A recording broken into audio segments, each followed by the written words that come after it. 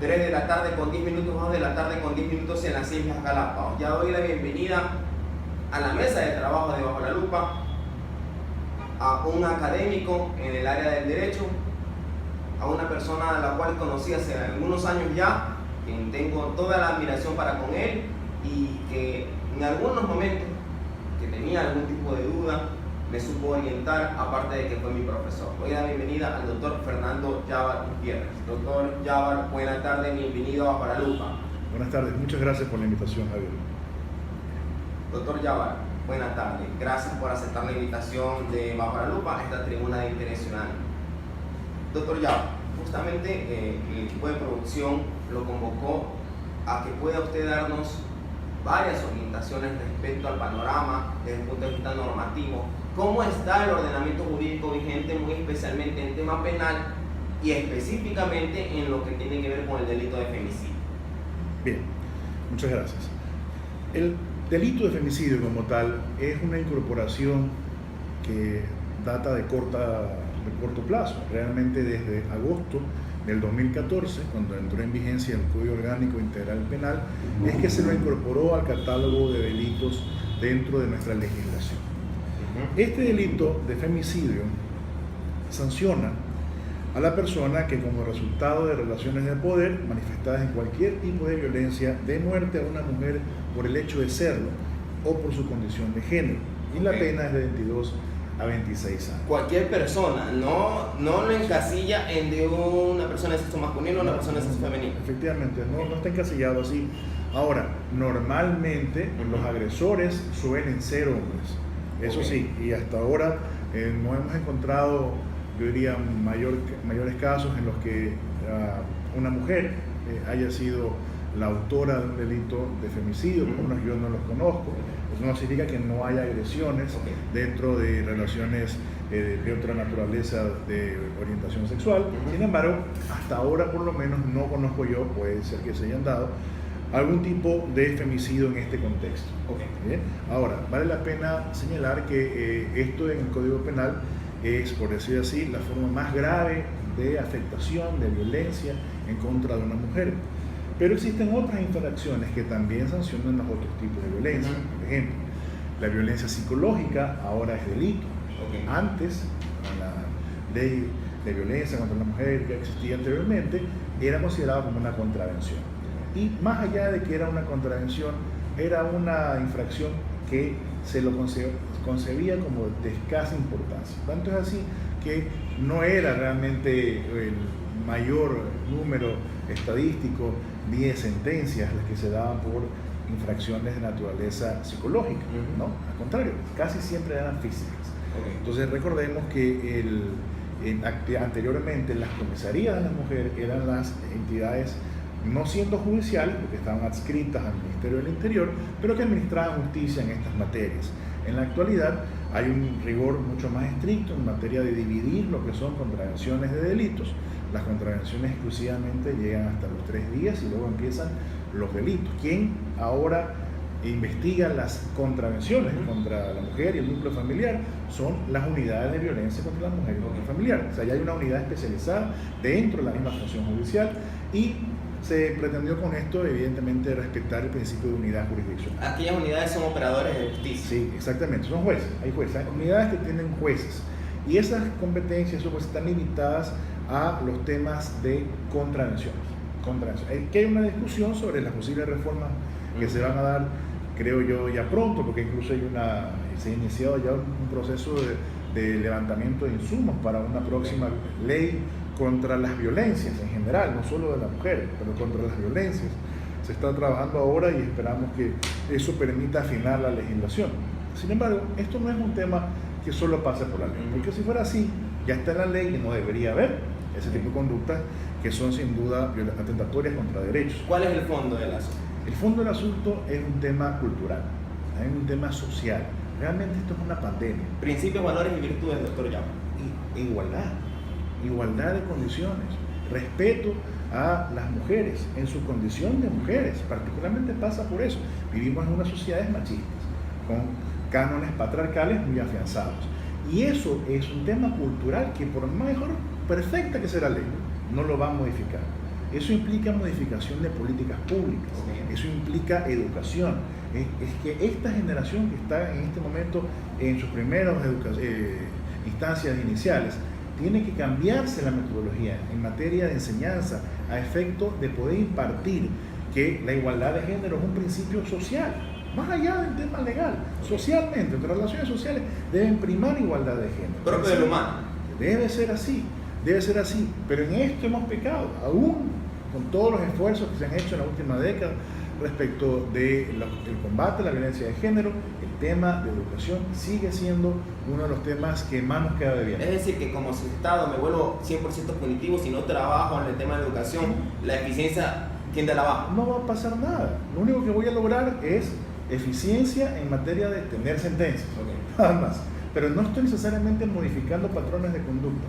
Y ese es el tema donde tiene que apuntar. Por eso es que la reforma, más allá del legal, que no digo que sea perfecta, siempre va a ser perfectible, se puede mejorar, pero más allá de eso, es social, es de patrones culturales, es de cambiar estructuras patriarcales. Hacia allá es donde tiene que apuntar el tema. Ahora, hay una encuesta, porque no es una estadística, recordemos que las encuestas son mucho más amplias, porque hay mucha violencia que no se denuncia, ¿no? Recordemos que hay un sinnúmero de factores que influyen en esto. Pasa también por la dependencia económica de la mujer del marido, que la hace temer que si la denuncia él la puede dejar y ella quedarse sin ningún tipo de apoyo. O las represalias. Represalias físicas mismas, o incluso represalias asociadas con los hijos, me llevo los hijos, etc. Entonces, hay muchos factores que confluyen para que una mujer no denuncie violencia. ¿El prisma de esos factores es de conocimiento de la norma, doctor? No necesariamente, creo que mucha gente sabe que puede denunciar el hecho, pero sin embargo, a pesar de saber, tiene miedo de si va a ser efectivo o no el sistema de justicia, si a pesar de cuán efectivo puede ser ese sistema, existan también represalias contra ella, insisto, tanto personales como sus hijos.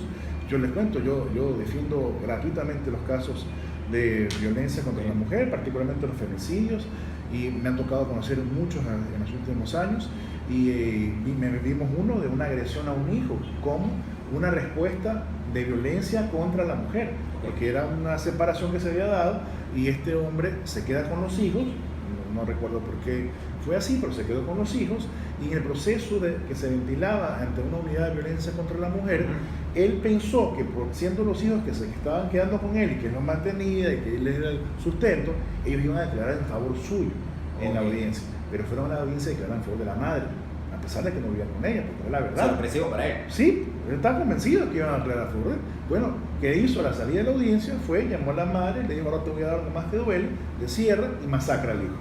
Lo masacró, casi lo mata. Entonces era un caso de tentativa de asesinato, en ese caso. Pero la cuestión de fondo es que va asociado a un tema de violencia de género, ¿no? Y después la vuelve a llamar y le dice: ahora sí te digo donde más te duele. Entonces, vean que esto es un tema, insisto, que pasa por un estudio que debe ser integral. Insisto, el tema de fondo siempre va a ser educación. Educación, modificar patrones culturales, cambiar políticas públicas, mejorar muchos temas que son no de ley, sino de entendimiento. Les voy a dar otro caso, por ejemplo, los temas de femicidio, ¿no? Muchos jueces exigen que la mujer haya denunciado al marido antes, para decir, bueno, este ya es un proceso de violencia crónico, ¿no? Ha habido antecedentes, pero por lo mismo que estamos conversando, muchas veces no denuncian, y no porque no haya habido violencia, sino porque no ha sabido que podía hacerlo, tenía miedo, la dependencia económica, etc. Pero eso no significa de que esto ha sido un hecho aislado, ha sido claramente un hecho asociado a un proceso crónico de violencia. Por ende, eso es un tema que no es de reforma legal, pero es un tema de capacitación judicial.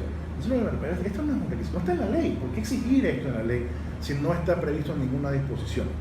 Hay modificaciones tanto en las prácticas judiciales que no ameritan reforma legal, como otras que de hecho pueden necesitarlo. Por ejemplo, como el tema de violencia psicológica. Y ese es uno de los infracciones que más se da, porque es la que más ocurre en la infracción psicológica, pero es la que menos sentencias tiene. Yo digo, ya más se da y más se denuncia. ¿Y por qué no llega a la sentencia, doctor? No llega por varios factores. A veces la propia mujer se desdice, no fue así, se retira la denuncia, desiste, por los mismos factores que hemos conversado. La gran mayoría de las veces yo estoy convencido que ahí hubo violencia. Sin embargo, ella lo que ha tratado de solucionar el problema, tal vez ya regresó con el marido y bueno, ya quieren dejar atrás este En esos casos, en lo posterior, se vuelve a repetir la violencia. Se vuelve cíclica. Entonces, estos son procesos en que el marido golpea, luego se arrepiente, llora, pide disculpas, pide perdón y están bien y vuelve a existir un nuevo brote de violencia. Entonces, esto es un tema que no debe existir de parte de las mujeres tolerancia a la violencia. No debe existir. Y esto, si hay algo que podemos alegrar que está bien que haya cero tolerancia, es en la violencia de género. Pero además, no solo como conceptos, no abstractos, sino y en lo personal. O sea, si yo soy víctima de violencia, debo entender que esto es una cadena, un eslabón de una gran cadena de violencia que puede terminar en un femicidio. Y que puede terminar en un femicidio. El colorario ahí, doctor Yaba, podría ser que si se cometió hacia la víctima un tipo de violencia, una vez se da siempre. Normalmente, si yo así, por regla general, le diría que esa violencia se va a repetir y va a ascender, va a ser creciente. Por ende, al primer indicio de que su pareja es violenta, déjelo. En resumen, déjelo. Esto no es un tema de que no haya diferencia, puede haber diferencias, por supuesto, pero no puede ser diferencia violenta. O sea, no puede haber diferencias violentas. Si ya comienza a haber un proceso de violencia psicológica, que después puede ser patrimonial, puede ser física, llegar sexual, etc., no lo dude que va a terminar eso en un femicidio. 3 de la tarde con 21 minutos, 2 de la tarde con 21 minutos en las Islas Galápagos. Estamos conversando con el doctor Fernando Yaba Gutiérrez, quien es académico y quien es experto en temas penales. Doctor Yaba, lo manifesté hace un momento, usted es académico. ¿Cómo observa la transición desde el Código de Procedimiento Penal hacia el Código Orgánico Integral Penal en este tema?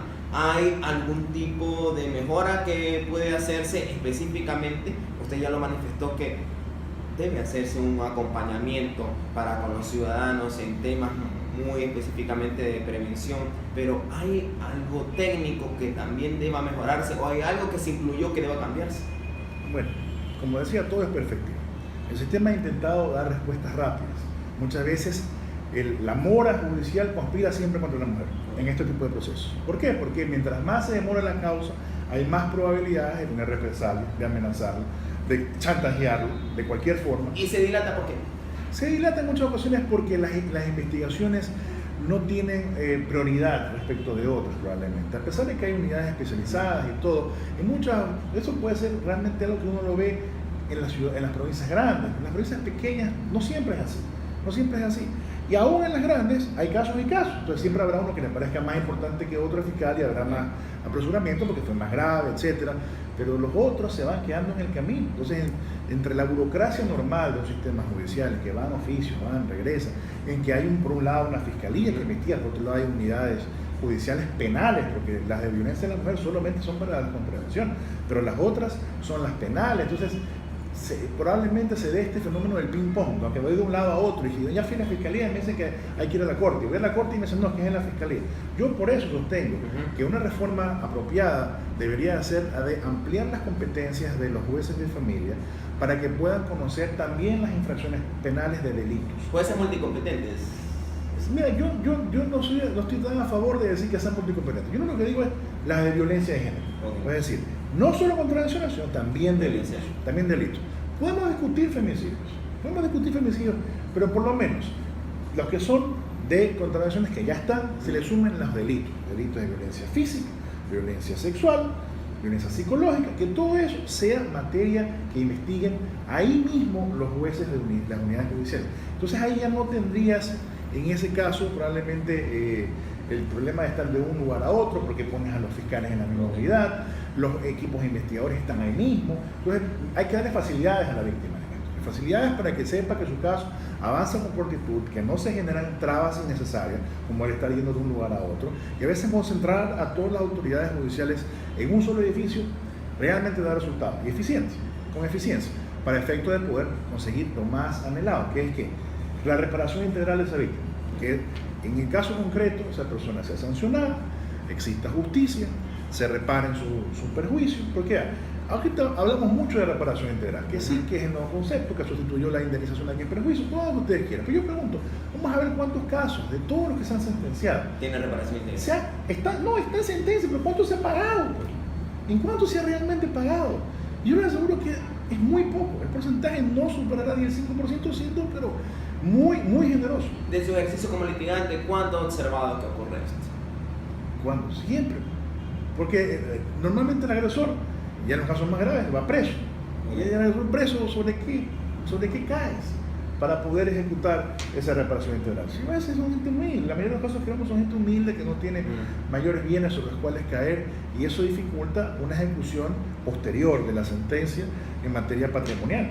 Entonces, es bonito hablar de la reparación integral, es muy simpático, podemos discutir todo lo que ustedes quieran, pero ya en la realidad, la mayoría de los casos no se cobra, y esto no solo pasa en violencia de género, pero pueden verlo en tránsito también, que muchas veces cuando se trata de personas individuales, no de compañía, es muy difícil cobrar una reparación y la sentencia puede ser hermosa, pueden poner cientos de miles de dólares, pero en la realidad no se cobra. También se da esa dilatación porque la contraparte ejerce a través de su patrocinador legal los recursos que la ley prevé para llegar hasta el final. Pero el código ha tenido la agudeza de eliminar la mayor cantidad de obstáculos o de incidentes posibles, y al juez se le da herramientas para que pueda evitar también esos obstáculos, a efecto de llegar rápidamente. He establecido procedimientos especiales como el directo, en que puede juzgarse desde que se cometió el hecho en 10 días, o sea, es poco el tiempo, y incluso en la última reforma que hubo al COIR se incorporaron también los delitos de violencia de género a esa posibilidad de que vayan por esa vía. Pero aún así tenemos todavía deficiencias en términos de algunas infracciones como el de la violencia psicológica, que por ejemplo la judicatura ha planteado que deje de ser delito y vuelva a ser contravención. ¿Para qué? Para darle facilidad de ejecución. Probablemente es una salida que puede ser interesante analizarla, pero el problema es que se entienda como una regresión de derechos. O sea, entender que una infracción que tenga una categoría como la etiqueta de delito y bajarlo a contravención es una regresión de derechos, es un tema bastante discutible. Yo lo que quiero es que haya justicia, que esa persona se la sancione. No lo estoy derogando, lo que digo es un procedimiento contravencional puede ser mucho más rápido que un proceso penal, en que hay más actores en juego, hay fiscalía, policías, etc.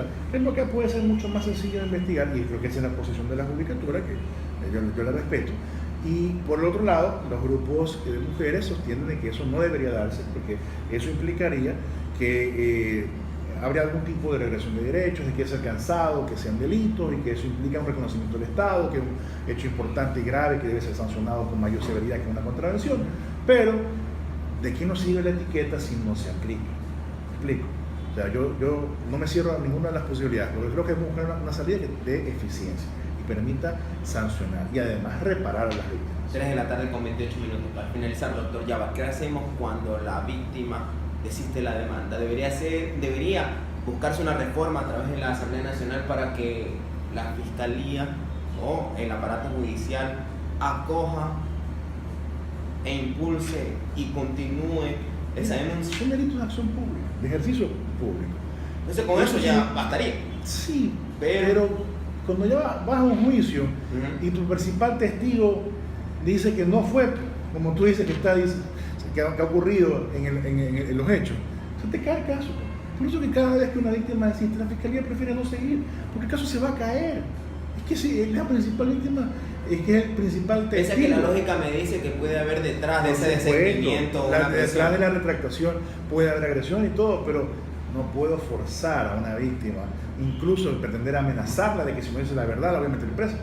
No puede entrar a ese proceso de revictimización. Confesión judicial no cabe. La idea es adelantarse. ¿Para qué? Para evitar la retractación con un adecuado proceso de asesoría que la Fiscalía le brinde a las víctimas, de explicarles sus derechos, de que se siente amenazada puede pedir ayuda, un sistema de protección de víctimas y testigos, etc. Eso debe hacerse antes, porque el sistema de víctimas y testigos debe tender hacia el respeto y protección de la persona en general. No debe ser interpretada, como en muchas ocasiones lo es, que se protege a esa persona porque es una prueba. Entonces cuando se acaba el juicio se acaba la prueba, no es que ya declaró, y se acabó el juicio y se acabó la protección. No puede ser así. El sistema de protección de víctimas y testigos debe entender que está protegiendo personas. Y ese riesgo no termina a veces con la sentencia. A veces puede irse más allá. Entonces, un buen sistema de asesoría, una buena protección de víctimas, permitiría que no se retracte. Que para mí es importante prevenir más que después tratar de buscar una fórmula de, a pesar de la víctima, porque sería esa la respuesta, a pesar de la víctima, lograr condena, que va a ser muy difícil. Iniciar campañas de asesoramiento para los ciudadanos, ¿quién lo debería hacer? ¿La Fiscalía? Ya, ¿El aparato judicial? ¿El Colegio de Abogados de Guayas? Todos tienen parte de responsabilidad. Hay la Judicatura, las ha hecho el Ministerio del Interior, la Fiscalía, la Ministerio de Justicia, entes ya gremiales también pueden participar, en el caso de las ONGs, en temas de derechos de mujeres, todos pueden participar, todos debemos participar. Nadie está excluido. Todos tenemos una madre, tenemos una hermana, tenemos una hija, todos tenemos a alguien quien puede ser potencial víctima de violencia, y por eso debemos comprometernos como sociedad para mejorar las condiciones y buscar la igualdad de género en términos de que tengamos igualdad de oportunidades. Entonces, ese debe ser el objetivo. Finalmente, doctor Yabar, para quienes escuchan, especialmente aquellas audiencias que tienen, como usted dice, mamá, hermana, hija, sobrina, algún familiar que esté sufriendo un tipo de violencia, ¿cuál será su mensaje para ellos? Denuncia, tiene que denunciar, parar el ciclo de violencia. Si hay temor de represalia, dígale a la Fiscalía para que le brinden protección, tiene que pedir protección inmediatamente.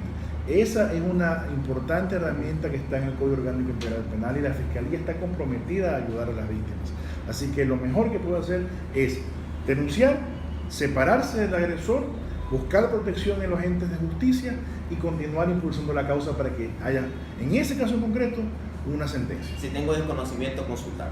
Asesorarse, Defensoría Pública, Fiscalía, todos están listos y prestos para asesorar a las personas. Usted manifestó hace un momento, doctor Yabar, que brinda asesoría legal de manera gratuita a aquellas personas que sufren algún tipo de violencia. ¿Dónde lo cuento? Bueno, yo lo que hago es colaborar con un ente que es el CEPAM, okay, un ente conocido en la ciudad de Guayaquil y en el país por la protección que brinda en asesorías y patrocinio legal a las víctimas de violencia. Así que cualquier persona, yo le solicito que acuda al CEPAM, okay, ¿no? Nosotros estamos ahí prestos para ayudarlos y estaremos siempre a las órdenes. Sin ningún temor. Sin ningún temor, sin un costo. No tiene costo. No tiene costo. Acudan al CEPAM todas las personas que se consideren víctimas de una violencia contra la mujer, el núcleo familiar, y los vamos a ayudar. Sin importar clases sociales, etnias, razas, nada, sin importar nada, están prestos para ayudar. Y además de la atención legal, se le da el acompañamiento psicológico. Sí, exactamente, se le da acompañamiento psicológico, y eso es importante. A ella y a la familia. Sí, 3 de la tarde con 32 minutos, allá haciendo un paréntesis en la entrevista, doctor Yabar, ¿cómo va en la academia? Bien, esperamos ya sacar unos libros este año, estamos trabajando en ellos. ¿Qué temáticas nos puede adelantar? En violencia de género tenemos algunos interesantes, porque me ha tocado defender algunos casos, y tanto temas de femicidio como cuando ocurre lo contrario, cuando la víctima se protege y mata al agresor, que son los casos de legítima defensa en un contexto de violencia de género. Me tocó defender un caso ante la Corte Nacional y se logró declarar que esa persona había actuado en legítima defensa y era una persona extranjera. En primera instancia no fallaron así. No fallaron así, pero reconocieron que había una legítima defensa en exceso. En segunda instancia hablaron de lesiones y al final ya se logró absorber a la persona. Entonces, son casos que ya tenemos actuados con sentencias de última instancia y que nos parece importante que se procesen a nivel académico para generar debate. Entonces, otros son temas relacionados con mala praxis médica, que también he trabajado, tengo muchos casos al respecto, y otros sobre responsabilidad penal de personas jurídicas. Estamos trabajando, tratando de sacar esos temas, esperamos que este año se puedan salir, y aquí les tendremos uno de regalo apenas salga. Sí, adelante, y de paso lo comprometo, doctor Yabar, para cuando haga la presentación nos pueda acompañar para socializar sobre estos temas, muy especialmente cuando Bajo la Lupa difunde la experiencia de hombres y mujeres que hace sociedad, y quien como usted, que desde la academia de manera adecuada y con integridad y probidad lo hace. Doctor Yabar, el doctorado, ¿cuándo se viene? Bueno, sí, es una buena pregunta esa. Yo sí deseo. Le digo porque yo también ya estoy por ahí. Usted ya me lleva la delantera. Yo espero poder iniciar ese proceso entre este año y el siguiente. Depende de mí los temas laborales nos aprisionan, y si uno no se da el tiempo, es difícil. También la familia también que claro, por supuesto que sí. 3 de la tarde con 34 minutos. Gracias, doctor Fernando Yabar por habernos acompañado en Bajo la Lupa. Lo esperamos en una próxima oportunidad para que nos siga orientando, nos siga brindando ese conocimiento, no solamente a nivel académico, sino a nivel de experiencia profesional, porque usted ya perteneció también a los operadores de justicia. ¿Y quién mejor que alguien que no solamente ha litigado, sino que ha pertenecido a los operadores de justicia para que nos pueda brindar esas luces cuando tengamos algún tipo de confusión? Suerte y éxito, doctor. Gracias, encantado. 3 de la tarde con 35 minutos, vamos a una pequeña pausa y retornamos.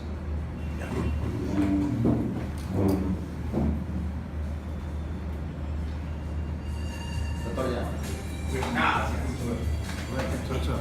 Oye, me avisa con eso. Yo también le voy a pasar por su correo algunas ofertas sobre doctorado. He estado haciendo un consenso para ver cuál me toca mejor y de pronto algunas. Sí, por supuesto, referíamos. ¿Tiene el número? Sí, es que usted. Sí, exactamente. Déjame mandar información. Gracias, cuídate mucho. Chao.